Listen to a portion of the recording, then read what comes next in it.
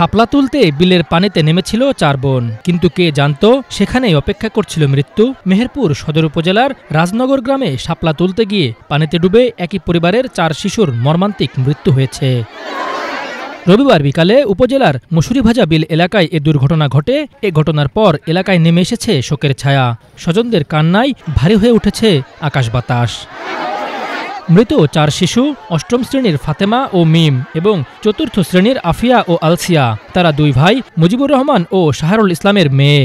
মা বলছে 2 ঘন্টা হয়ে গেলে এখন পর্যন্ত তারা আসলো না, খোঁজ করতে গেছে। তাদের স্যান্ডেল খোলা ছিল, ওখানে স্যান্ডেল থেকে তখন ওই বিলের ভিতরে যে গর্ত করা আছে ওই গর্তটা খোঁজ নিতে গেছে।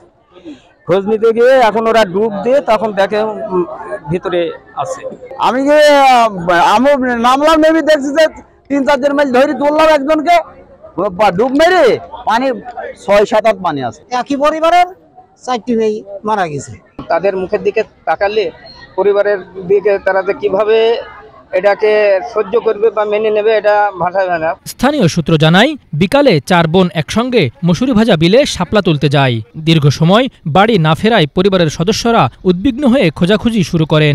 কিছুক্ষণ পর বিলের পানিতে তাদের দেহ ভাসতে দেখে এলাকাবাসী চিৎকার শুরু করেন। খবর পেয়ে মেহেরপুর ফায়ার সার্ভিস ও সদর থানা পুলিশ ঘটনাস্থলে পৌঁছে 4 শিশুর মরদেহ উদ্ধার করে পরিবারের কাছে হস্তান্তর করে।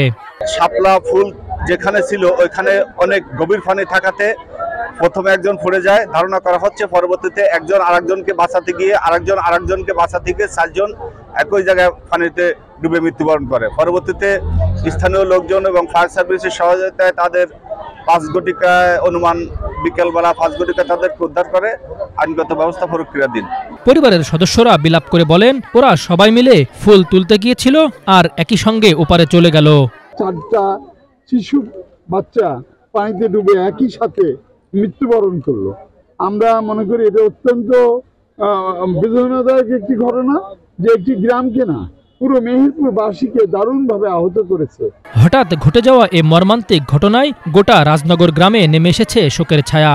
একই পরিবারের 4 শিশুর একসঙ্গে চলে যাওয়া যেন কেউ বিশ্বাসই করতে পারছেন না। এলাকাবাসীর চোখে মুখে এখন শুধু কান্না ও শোকের ছাপ। Bangla vision news desk.